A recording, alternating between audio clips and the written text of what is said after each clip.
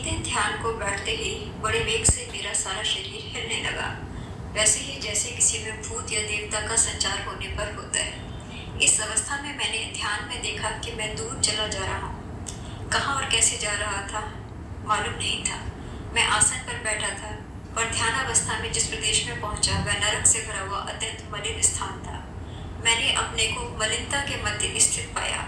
मैं होश में हूँ। मुक्तानंद कहता है, सिद्ध विद्यार्थियों सावधानी से इसको पढ़ो। जहाँ भी मैं देखता नरक दिखाई देता। न जाने इतनी टट्टी का संग्रह यहाँ कितने युगों से हुआ होगा। जैसे महाबलेश्वर के मध्य में मैं किसी भी पॉइंट पर चढ़ के देखता हूँ तो चारों तरफ पहाड़ ही पहाड़ दिखते हैं, वैसे ही वहाँ चारों ओर मल ही मल था, मानो वर्षों से उसे वहाँ पर जमा किया जा रहा हो। कुछ दूर जाने पर उसमें मेरे पैर धंसने लगे। चारों ओर दूषित गंध आ रही थी।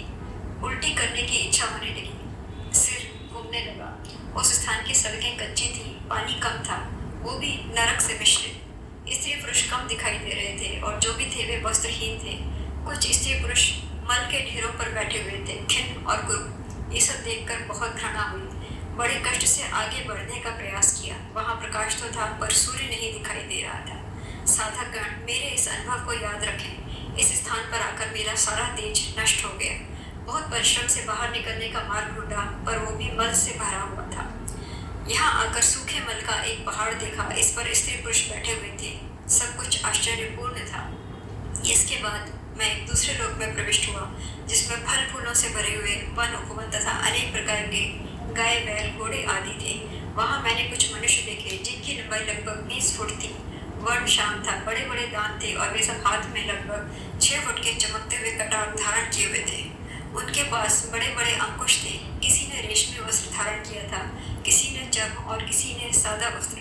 सबके नेत्र क्रोध से भरे हुए लाल लाल दिख रहे थे।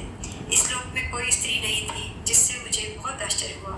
मैंने वहाँ लगभग 20 फुट लंबे काले भैंसे को देखा। तदनंतर मैंने एक अत्यंत आकर्षक सरोवर देखा, जिसके चारों ओर सुंदर पक्षी चहचहा रहे थे। पास में ही एक सुंदर नदी बह रही थी।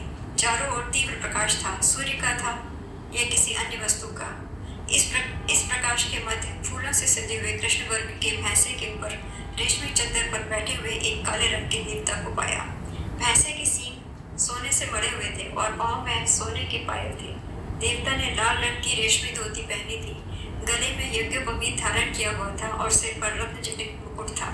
वे मुझसे लगभग 10 फुट दूर थे। मैं उनको देखकर मुस्कुराया और मेरी ओर अभय हंस करके वे भी मुस्कुराए। कुछ ही समय बाद 2 यमदूतों ने आकर मुझे नरक के बीच में से वापस ले जाकर बाहर निकाला।